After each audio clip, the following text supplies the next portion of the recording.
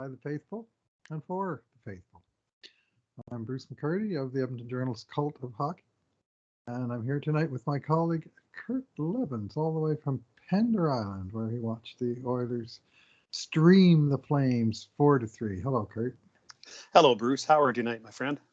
I'm very happy the streaming is done, man. I have to say it's a test, and we had 6 in a row, and now the last 2 are televised, and then 82 are all televised, and we're back to normal. Man, it's tough to follow when you don't get the second look at stuff, eh?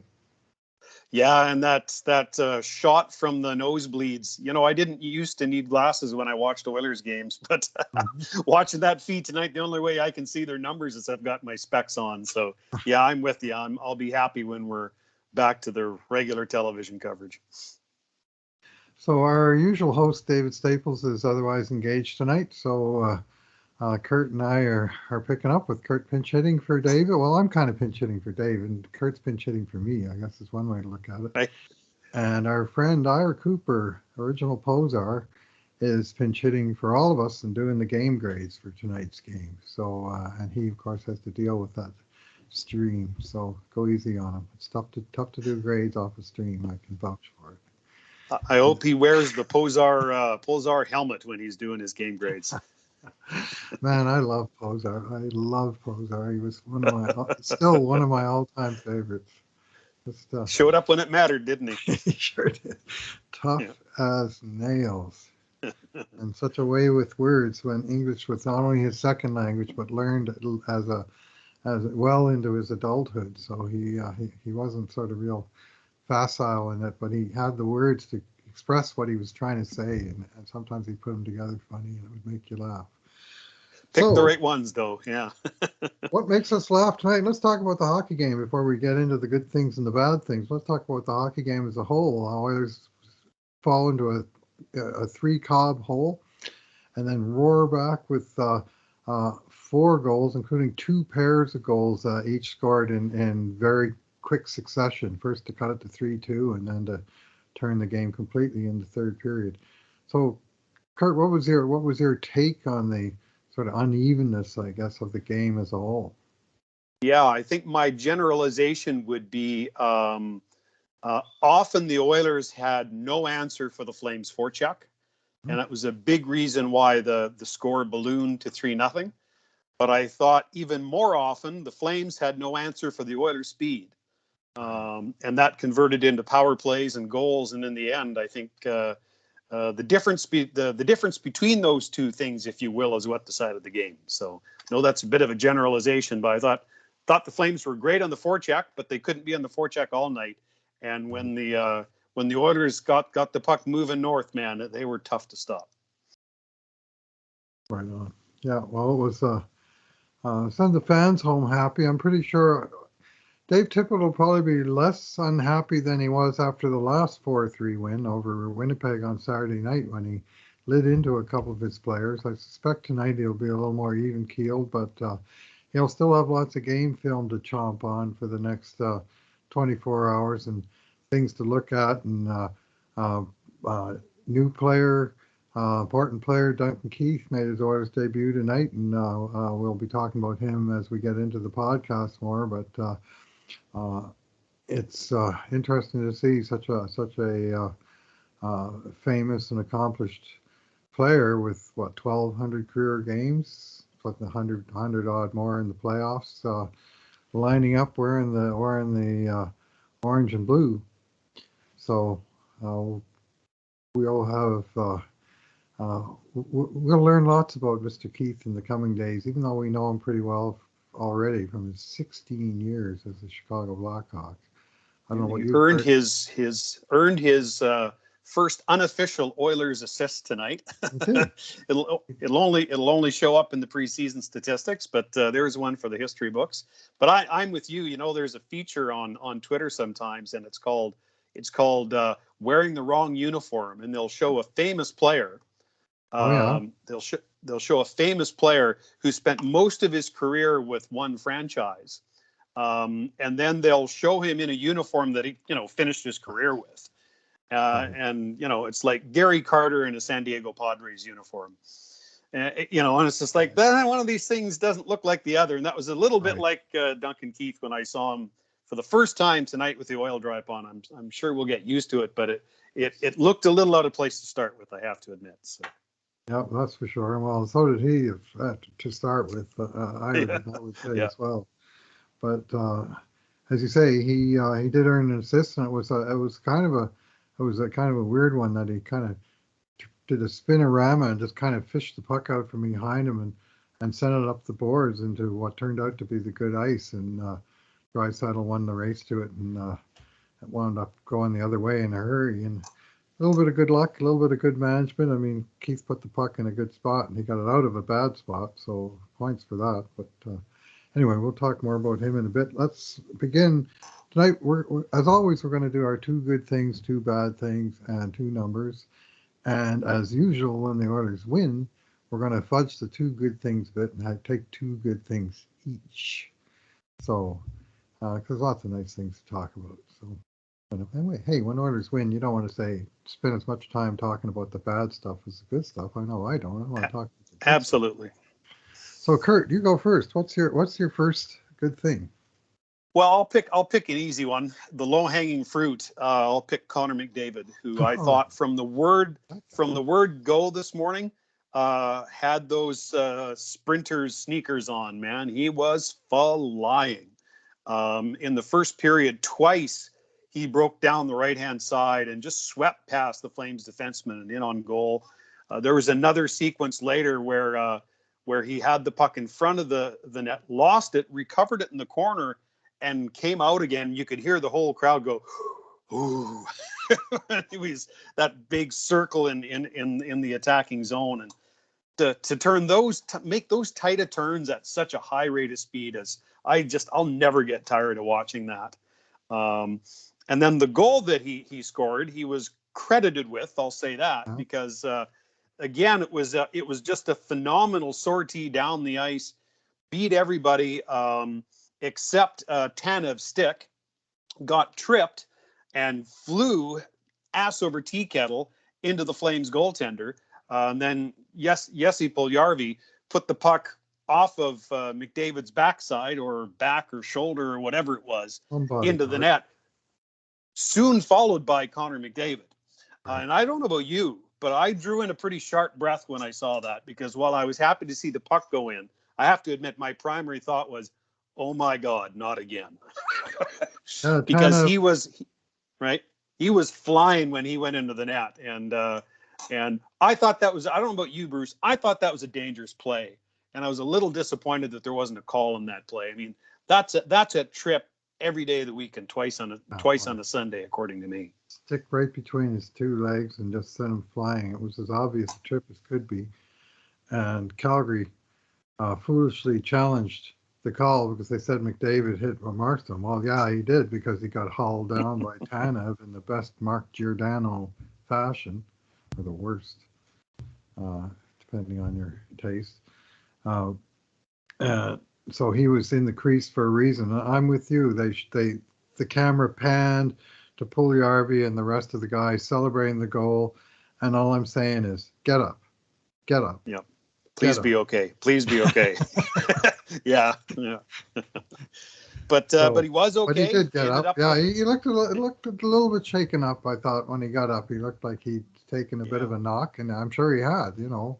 But yeah. He was probably a little annoyed too, knowing Connor, right? Yeah.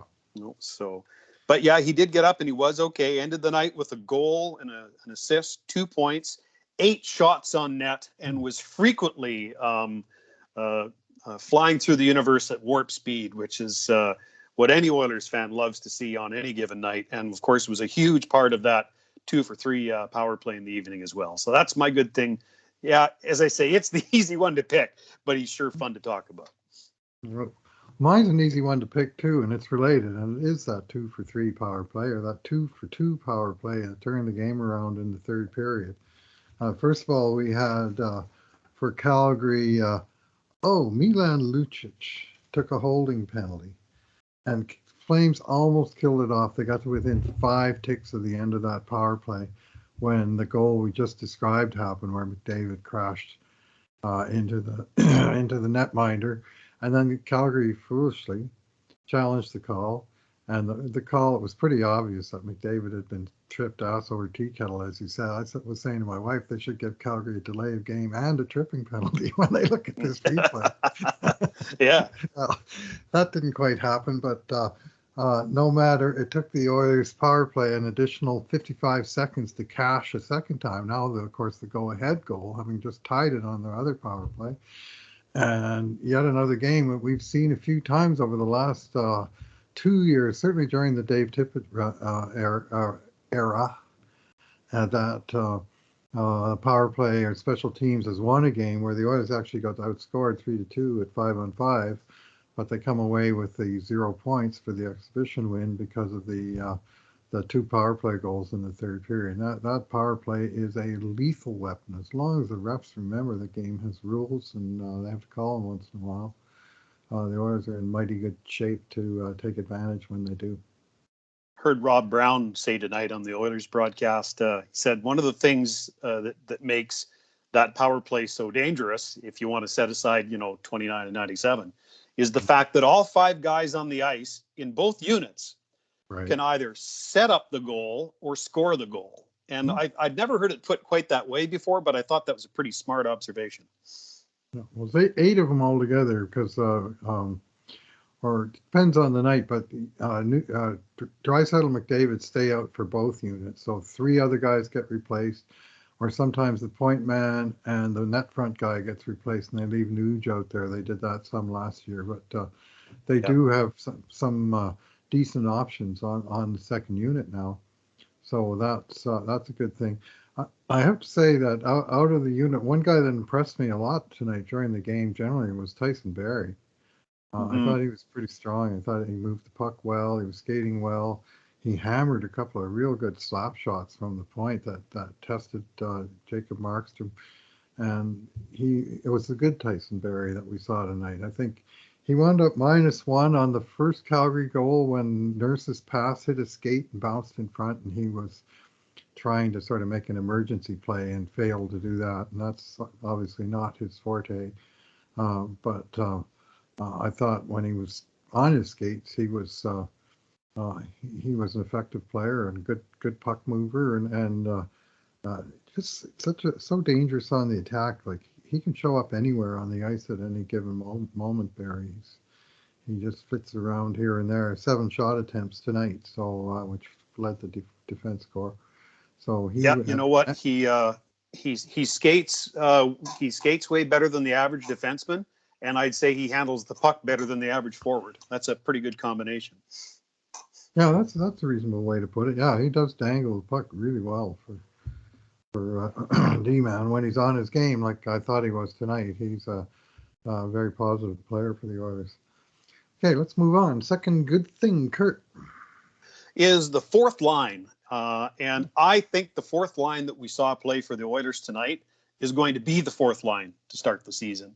I think it was a fait accompli that Devon Shore was going to make this club. I don't think anybody had many doubts about that. But Brendan Perlini scored his 5th, count him, 5 goals in the preseason for the big man. And Kyle Turris, who I thought had by far his best game of the preseason. So as a unit, I thought they played well all night long. But key to this game and the TSN turning point, if you will, it was 3-0 Calgary at one point. And I imagine most of us were thinking, oh, God, where's this going to go tonight? But then, the fourth line went to work. And it was Kyle Turris who intercepted the pass in the attacking zone. And then it made a neat little pass across the slot to Brendan Perlini, who shot the puck against the grain, if you will, and caught Markstrom going just ever so slightly the other direction and squeezed it in inside the far post to make it 3-1.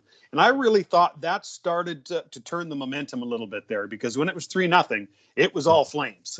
It was looking like that was going to be one of those nights.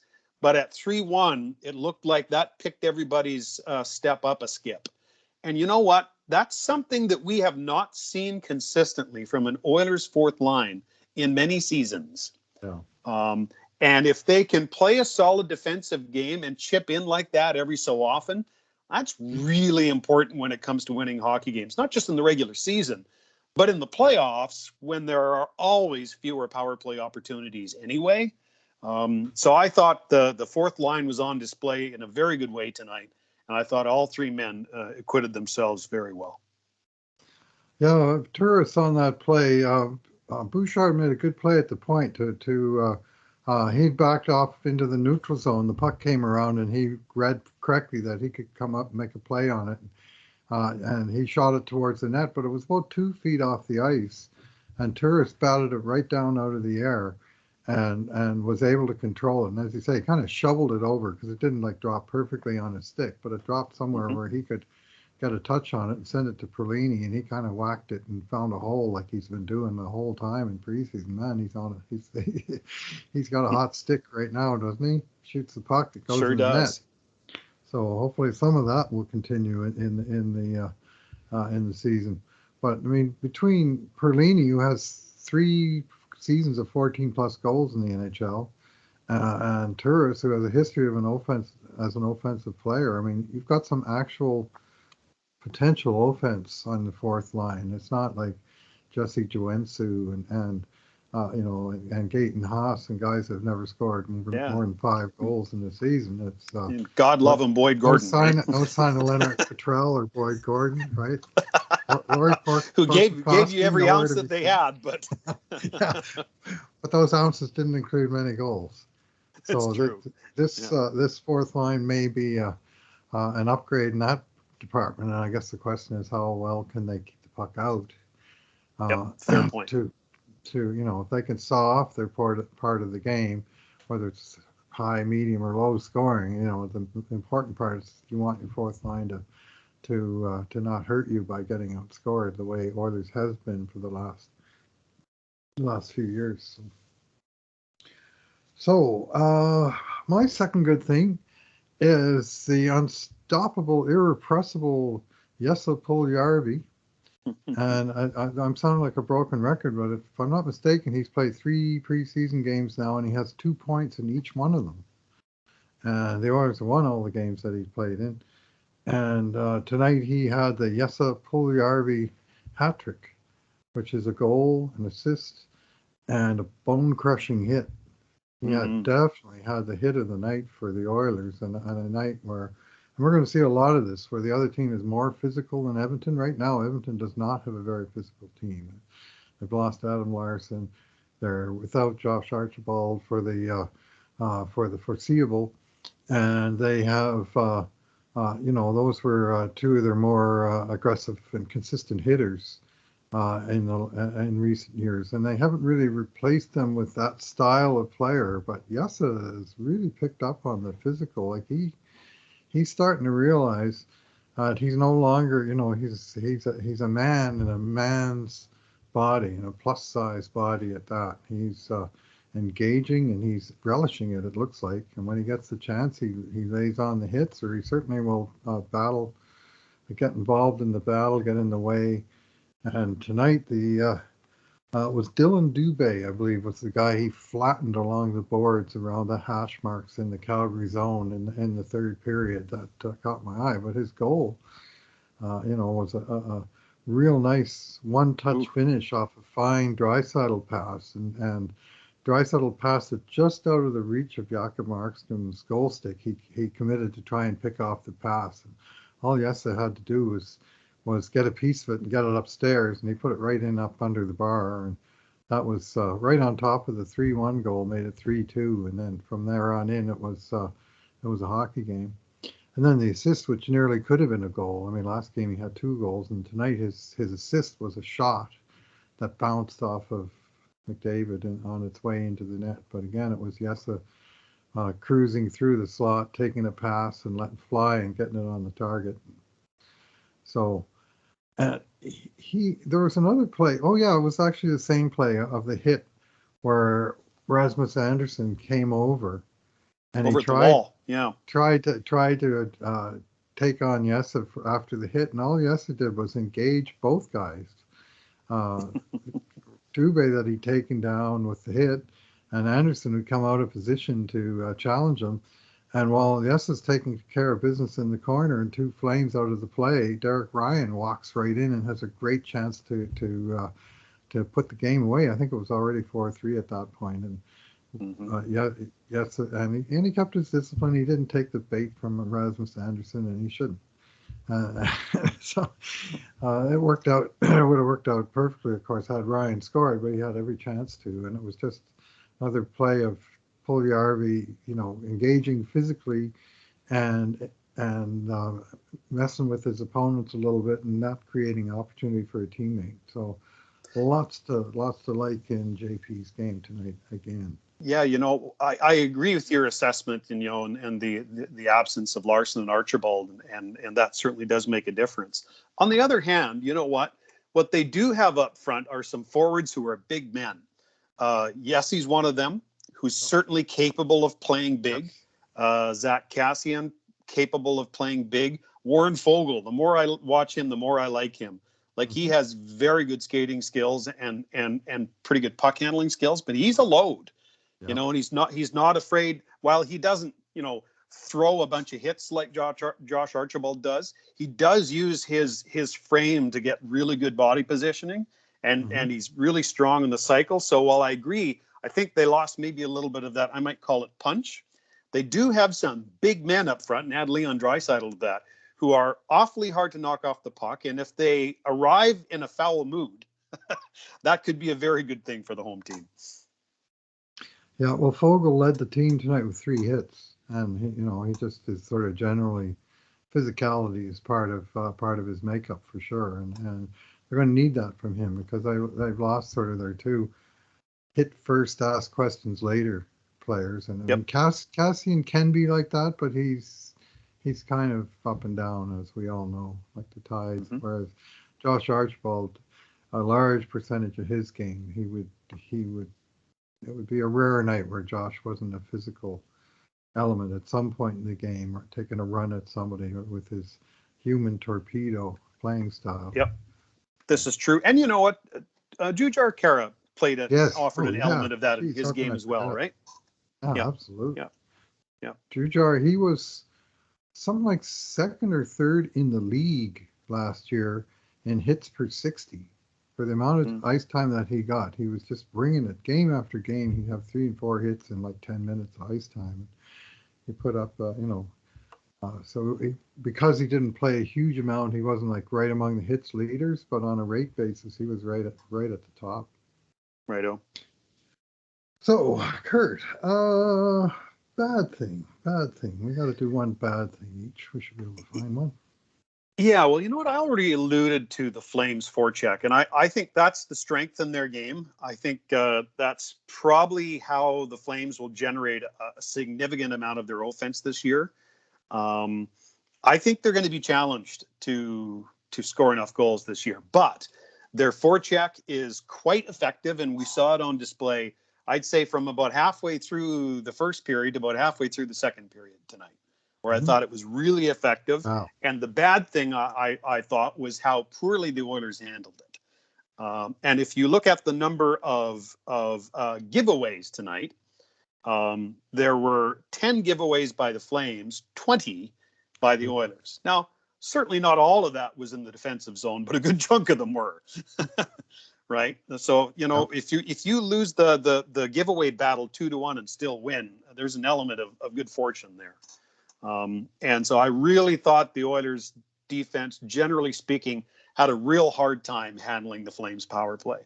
And I'll use as the poster boy of that the Keith-Ceci pairing. Now, I'll preface that by saying, look, Duncan Keith has been on the ice for all of 3 days, and this was his very first preseason game. So I'll wait until the regular season starts before I judge him too harshly, but it's fair to say his first period was forgettable. Right? And Cece's as well. I thought that pair were really challenged to handle that forecheck, which is, a little unusual because both guys get around pretty well and both guys are pretty sturdy. So it's, I think part of it was certainly rust on Keith's point. I thought there was a couple of reads tonight that I saw him make that I thought that's not typical Duncan Keith reading the play. I don't know CC nearly as well, so I can't really, form the same criticism on him. So I thought that was really the bad thing. And I thought at times, particularly for that 20-minute stretch, I thought it really exposed our second D pair. Interesting, though, Dave kept marching them out there. And if you look at the time on ice tonight, Keith played 17:58 and CC 18:42. The third pairing, Cuckoo played 12:10 and Bouchard 12:56. So I saw that as the Flames coach is saying, we're going to make sure these guys get their reps, these guys being Keith and CC. Keith in particular, admittedly, we all know the reasons why, has had a bit of a late start to training camp. And so I think they're probably focused on trying to get him up to speed as quickly as possible. So they played him early and often tonight. And it wasn't always pretty. I will say that both players, Keith in particular, I thought got better as the night went on. And by the third period, I thought both of them had their feet under them better. But we'll be able to tell more in the coming days. But I thought it was a sore point tonight. And at one point, it looked like it was going to cost the Oilers the game. But, of course, their power play had other ideas. Well, the Keith CC pairing got burned for 2 goals against. And won the breakaway. And unfortunately, there's no replays up on NHL.com, so we really just got the one look at what happened there. And it was Keith and CC and the McDavid line. And they somehow turned the puck over in the neutral zone, and Calgary counterattacked with a good pass for the breakaway by Johnny Gaudreau, who put an unreal shot off the post and literally buried the puck under the crossbar on top of the net cam. Don't think I've seen one quite there before. No doubt some people were complaining about Mikko's glove hand, though. I mean, I think that would sail over the glove of most NHL goaltenders. Yeah, no kidding. But Keith, to me, what concerned me was a couple times down low, where one time should have been his man. He came off the end boards, and he didn't just have a wraparound, but he came well out in front where he had a decent angle and forced a good save from Koskinen just because Keith didn't close that gap. Yeah. And then later he was in the play in the similar area where Keith wasn't kind of in the right place, but he got burned by a pass from the end boards to a guy that was behind him, and he had a great one-timer shot. You got to close down that passing lane. That second one, was that the one where because I was thinking the first one, because he was also on the ice in the first goal where Cuckoo got beaten behind the goal line, right? Oh, right, yeah, that was. So CC wasn't on the ice for that one. My bad. That was Cuckoo lost behind, and that was on. This is a different play again on the goal, where CC got beaten behind the goal line, and Keith was not able to bail him out. So where are we? We're at bad things. My bad thing. I'm going to go right down to the last 15 seconds of the third period, when the Oilers are defending 5 against 6. It's actually let's call it the last 20 seconds, because there was a face-off with 20 seconds left. And Tippett, I don't think he would do this in a real game, regular season game, but he took off McDavid, Draisaitl, because they played already a minute-long shift, and replaced them with Nugent Hopkins between Hyman and I'm not sure who the right winger was, because Yamamoto, he got banged up there right at the end. But he got cut along the boards. I'm not sure who was out there either. Anyway, what happened was Draisaitl got pushed up to the first line, and Hyman down to the second, and that put Nuge into the middle.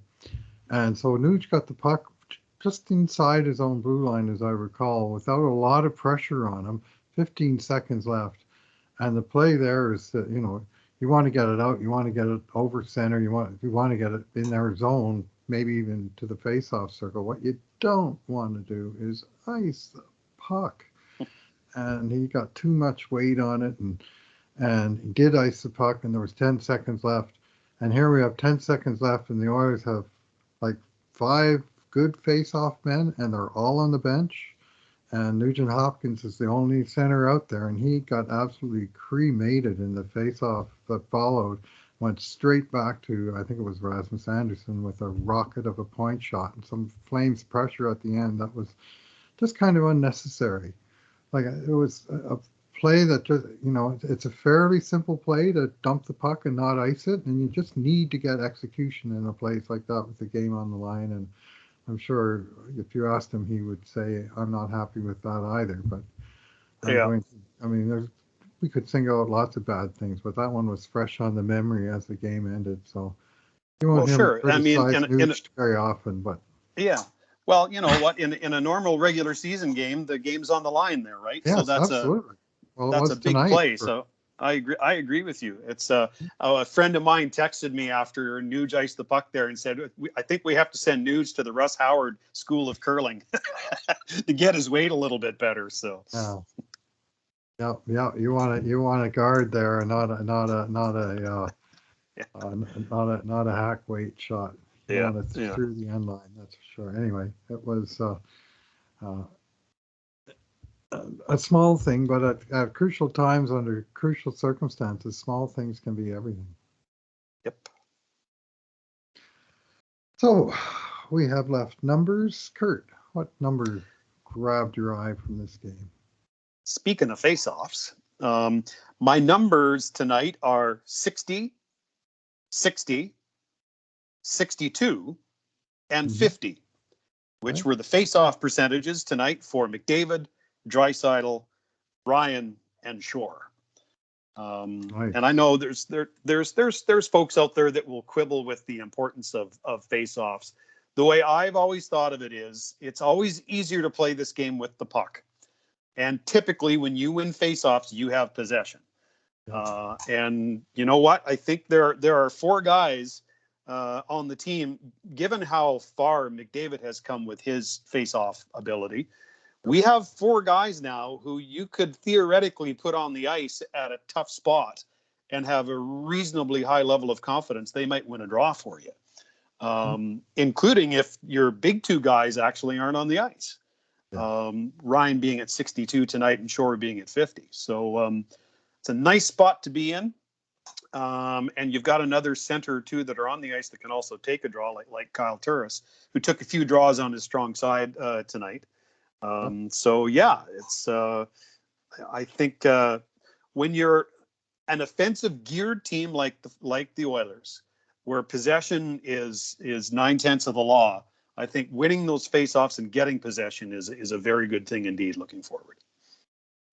And that's the one of the costs of doing business when Tippett chooses to put McDavid and Draisaitl together is he's got 2 good but both left shot face-off men, so only one will participate in the face-off, and that then becomes a potential weakness on the second line. But one thing that Tippett has done a lot of in this preseason with this line that's really kind of stuck together the whole time, Devon Shore with Brendan Perlini and Kyle Turris, as he's gone strictly to the strong side draw options, with Shore taking the ones on the left side of the ice and Turris taking the ones on the right side of the ice. And on Saturday night, it was Turris that was far the more effective of the 2, who went 7 out of 8 on Saturday night. Tonight, he went 0 for 3 on his 3 draws, but Shore held his own on the other side of the ice. But it's a way to sort of maximize the ability of both guys by having them take face-offs only on their strong side. It's an interesting strategy. It's just one of those little marginal advantages. You might as well take advantage. That's an old trick of Dave's. You might remember when he coached the world championship team that one year. He had a bunch of guys on his team. He had extra centers, is what he had, which is pretty typical when you have a national team, right? Yeah. And so he had a bunch of he had 2 centers, I believe, on each line, and one happened to be the way they lined it up. One was a lefty and one was a righty, and so they constantly had their guys taking draws on their strong sides. And I think they ended up the tournament like at 85-90% on faceoffs. Like, it was some unreal winning percentage. And that's going with that strong side tactic that we saw from Tippett tonight. Yeah, yeah. Well, we've seen it throughout, and I think he fancies it enough that he's gonna like to keep that option when he can, and that works out well for Mr. Kyle Turris, Yes, who's indeed. right on the bubble in terms of getting ice time. And if he establishes some kind of sort of 1-2 platoon punch in the face-off dot, that's just one more reason for the coach to want to put him in the lineup. Yeah, So, I think Kyle Turris made the team tonight. In fact, I think mhm. he might have made the team before tonight. That doesn't necessarily mean he'll be here all year, but I have Right. a pretty strong sense he's going to start the season here. Well, he's playing, I think, not too bad. My concern about him is in the defensive end. I don't think he's a strong defensive center for sure. Mhm. And the jury's out as to how well he's going to play even the lesser defensive responsibilities at wing, and that's part of his game that he needs to focus on a little bit, in my opinion. His I offensive game, it's coming around. He's done some nice things, and he's mhm. got a good shot, and he's a fairly nifty playmaker. He can skate a little bit, like he has skill, Mhm. and so he does have some value. Last year we saw very little of the skill in the offensive zone, and the defense was poor, and the combination was just not good at all. When they just miscast him, in my view, as a 3C. That's not really Kyle's game. He was a top six center, and if he's going to be a bottom six player, he probably needs to be a little bit out of the line of fire and playing the wing position, and that's what they've got him doing now. And I think they fixed, uh, you know, from their original expectations, they've adjusted to the actual player that they have now. Yep, that's a pretty good call. So what's your number? Okay, my number. I'm just going to look at Evan Bouchard. He only played 12 minutes and 56 seconds tonight. And of that, just over 11 minutes was at even strength. He played a little bit shorthanded, even less than that on the power play because the first unit was getting the job done. So he had an assist. He was +1. He had 3 shots to co-lead the defenseman, tied with Tyson Barrie, who played more than twice as much time as he did in all that power play time. 5 shot attempts.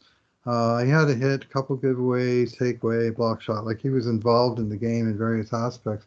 But I thought the possession numbers were particularly interesting for Bouchard in those 11 minutes, where Edmonton had 12 shots on net, so more than a shot a minute, with Evan Bouchard on the ice, and just 6 against. Of course, they scored the goal and didn't allow any. They had advantage in scoring chances, 10-6, and high danger chances of 5-3. So, in other words, when Evan Bouchard was on the ice tonight, the puck was going in the right direction, and on one occasion, it went in the right net.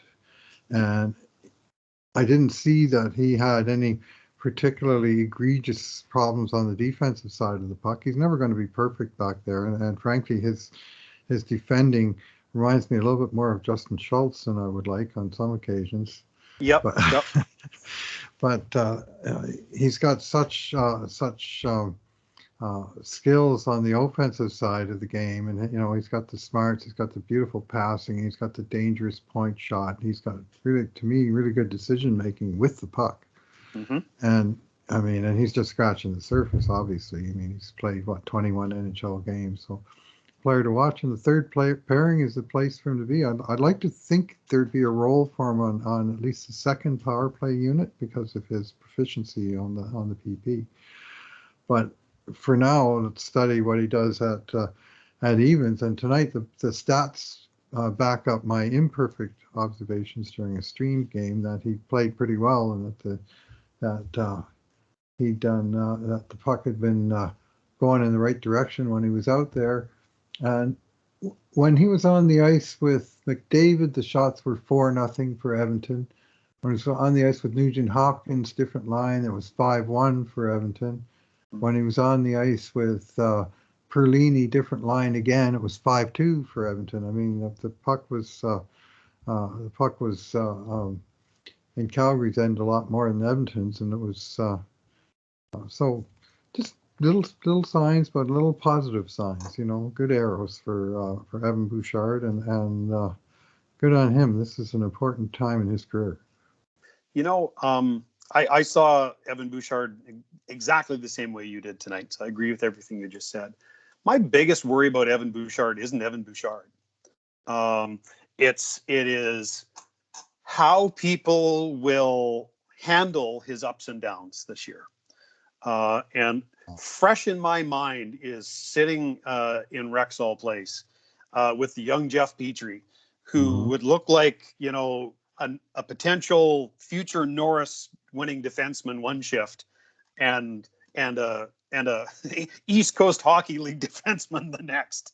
And I hope people understand that as a wet behind the ears NHL defenseman, Evan Bouchard, like his preseason, will have some nights that won't go his way. Right. But if the coaching staff is consistent with him and sticks with him, I think you'll get way more nights that do go well. And eventually the ones that don't will start to be less and less. And the ones that would do will start to be more and more. I think at this point in his career, confidence will be everything. And so I really hope that the coaching staff and the fan base are prepared for those bad nights, understanding, he's a rookie. That's one of those nights. There's a really good chance the next night will be better. Right. Yeah. When you're talking about how people will react, I had sort of two streams of thought. One, how will the fans, will they be all over him when when things aren't going his way? Will they be patient? But the same question is for the coach. Will he hang in when the guy has his tough nights and tough moments? And absolutely.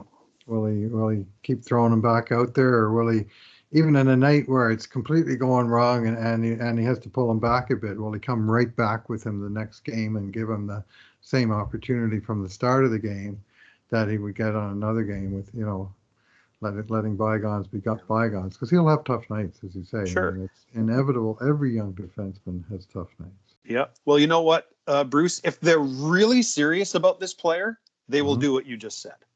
Yeah. Well, they're saying the right thing, so I hope so. Show me. Yeah. Well, yeah. I mean, it's such a rare thing for the Oilers to develop a player internally. Now, in this case, of course, he's a first-round draft pick and a top 10 pick. So he went. So that's the kind of player the Oilers have had success with over the years. But most of that success has come when they just shoved the guy right in the NHL right away, if he's a forward especially, or early on. And Bouchard's a guy that they've actually spent some time developing to the point where he's been the number one prospect on our Cult of Hockey Prospect Series for 4 summers in a row. Was it 4? I knew 4. It was 3. Yeah, so, 28 he was drafted in 2018, and he still hasn't got to his 25 games, so he was still on the list in 2021. He was the number one prospect all 4 years. This year he had to hold off 3 other first-round draft picks where they've actually got some of these picks where they haven't just rushed them into the NHL, and they are bubbling under, but we still had him ranked number 1. So, but the time is now for him to go from prospect to player. Yeah. And I don't expect him to go from prospect to star in one easy jump, but I do expect him to be a full-time NHL third pairing. That's fine. Just get him in playing games night after night and watch him improve. Yeah. And boy, I'm ever glad we have you in the stick. I mean, you would remember those rankings. I voted in them every year, but you're the guy that actually remembers how they turned out. Well, I have to write the wrap every year, so I'm always looking at what we did in prior years. And literally, since we started doing it in 2010, we had a different number 1 prospect the first 8 years in a row. No, 2011. First 7 years in a row, we had a different number 1. And then since 2018, it's been the same guy 4 years running. So it really has changed. And I think a little bit of that is, Ken Holland came here in 2019 and his approach is a little bit different with young players. And that's maybe a debate for another night. But does he hold them down too much and fill the gaps with sort of medium level NHL players that makes it tough for them to get a toehold on this club, but for sure he gives them time to develop. And so for Bouchard, development time is hopefully in the past in terms of outside of the NHL. He's still going to be developing, believe me, and he's going to be learning, and he's going to be learning some harsh lessons. But he's also going to be contributing in positive ways in many games, I'm sure of it. I'll admit I ended up thinking about two players tonight that were not on the ice. I ended up thinking about Ryan McLeod, and I ended up thinking about Tyler Benson. And just wondering this time next week where they'll be. And when you watch a game like tonight, you get the performance out of the fourth line that you did tonight. I have a hard time thinking, I don't know how you feel, Bruce. I have a hard time thinking that both of those guys are going to start the season here. No, it seems unlikely. I mean, they have the difference between the two of them is that Ryan McLeod is exempt from the waiver wire, so he can be sent out without having to be exposed on waivers. Tyler Benson can't. So if it comes down to any sort of coin flip tiebreaker between the two, that'll decide it. Because why risk losing a guy you spent 5 years on when he's on the cusp? But better to keep Benson around, give him some games, and let's give him at least a shot to show what he can do in the regular season. Because I'll make this fearless prediction, Kurt. Brendan Perlini is not going to keep scoring a goal a game. Just not going to happen. Sorry, Oil fans. Yeah, we had this conversation once before. I think we've all seen. I was talking to another real good friend of mine tonight. Yeah, we've all seen these players have great starts and sometimes have completely great training camps, right? Yep. But when push comes to shove, boy, once January hits, what are they? And so I'm thrilled for Brendan Perlini now, and I'm thrilled for us. Right. But what I said back to this friend of mine was the difference between these guys and the good ones is the good ones learn how to do that consistently. Yeah, and even the good ones, goal scorers, they tend to be streaky, some of them. And they'll go through a run for a couple of weeks where they're scoring almost every game, where they have a couple of 2-goal games and they have, 6 or 7 goals in 8 games or something. And then they might go dry for a while. Well, Perlini, he is a goal scorer. He's shown that in the past. But in a sense, he's wasting a hot streak at a time where those goals don't count. In another sense, he's not wasting it at all because he'd have no hope of making this team if he happened to be having a dry spell right now, right? Like Cooper Marody did, or like Tyler Benson is. Because Perlini is scoring, they're going to keep going back to him. So from his perspective, the timing's not bad at all. There was I had a manager when I played senior intermediate baseball. Manager's name was Dean Corbett, and Dean had this great saying: "You got to win to get there." I think that probably applies to Brendan Perlini. Yeah. Well, he's winning the battle. I mean, you can't argue. The guy's got 5 goals. He's got an assist, and he got that beauty in the shootout. The sort of the bogus bonus shootout they had at the end of the Everett game. Not sure how many people saw that, but it was a thing of beauty, wasn't it? Yeah. Yeah, he did the old Peter Forsberg with panache. Just a beautiful series of moves and the most casual tuck you're ever going to see. Yeah. And he does have hands and he does have size and he does have speed. Yeah. And so coaches are going to go back to that all the time. The question with those kind of players is, can they bring it consistently? Yeah. I'll fall over backward if Ken Holland doesn't go 14-7. What about you? Yeah, I think William Lagesson's in a world of hurt. Yep. I just am not seeing it. I thought he had a real bad game on Saturday night, and that was an important game for him. And he was chasing high in the zone all night and getting burned. Yeah, and he's no longer waiver exempt, right? So no, that's right. He wasn't last year. Last year they waived a goalie because they didn't want to waive Lagesson. This year I think they're less reluctant to put him out there. Agree.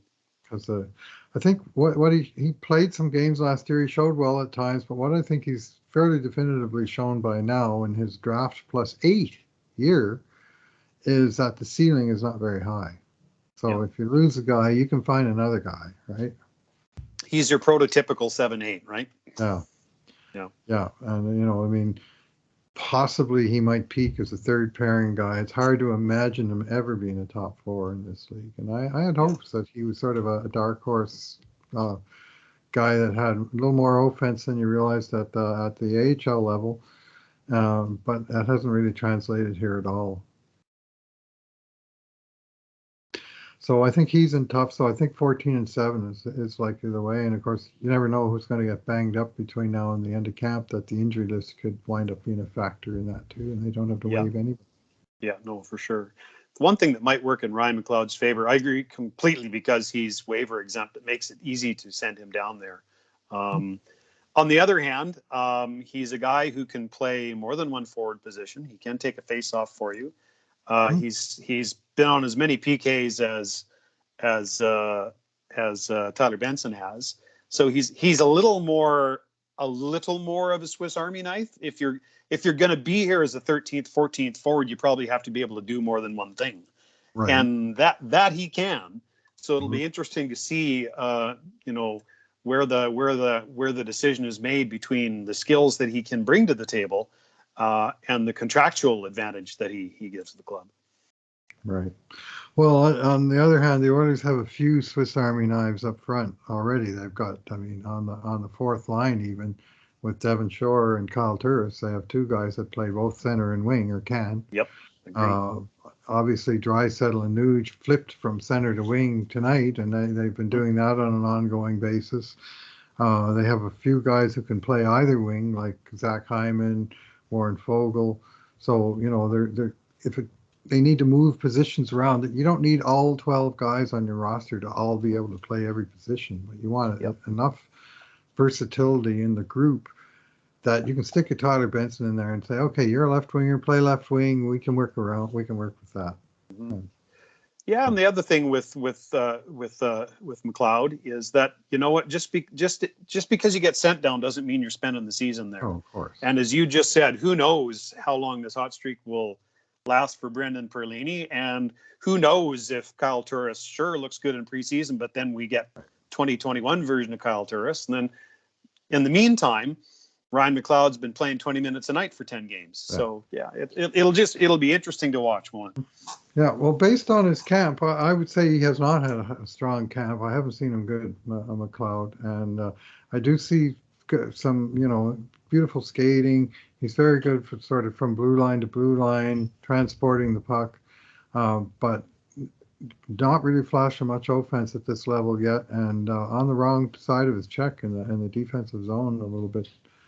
I don't think he's been particularly effective through the 4 or 5 games that he's played at this point, and so he's on the bubble, and they do have that luxury that he's waiver exempt. So if he's not killing it, he might be the sort of easy pick for them to say, no, we saw him good last year and he came on. We're going to make him do the same thing again this year and play his way up from Bakersfield. Well, and it won't take him all season like it did last year. It might happen fairly soon. Yeah, certainly it's you're not stuck in the minors this year like you kind of were last year just because of the circumstances. But I think another reason why we're likely to see McLeod down and a guy like Turris stay is Dave Tippett's in the contract year. Yeah. Dave needs to win, and Dave knows it. Lots of veterans around, and they seem to be tending towards veterans. And of course, when you talk about veterans, that extends to our veteran GM, our veteran head coach, our veteran head pro scout. I mean, there's a lot of senior guys in the organization that tend to prefer veterans, and certainly when you see some of the acquisitions in the off season of Keith and Ryan and bringing back Mike Smith, we're talking about guys that are deep into their careers that are going to be counted on to play an important role, and we'll see if it works. I mean, I always wonder about Edmonton in particular and older players with the absurd travel schedule that the Oilers have that takes a toll. But I guess, we gave Ken Holland the keys 2 years ago and Dave Tippett. We might as well see where they're going to drive us without complaining from the back seat every step of the way. So. You mean we're not supposed to go ditch to ditch? Yeah. So anyway, Kurt, I guess that'll wrap it up for tonight's 4-3 win over the Flames. Let's just say that with a smile on our faces. Beat the Flames. Every time. Yeah. So I will say thank you to you, Kurt, very much for for stepping up to the plate tonight and lending us your expertise on the game. So thanks. You're more than welcome. It's always a treat spending the evening with you. So thanks a lot, my friend.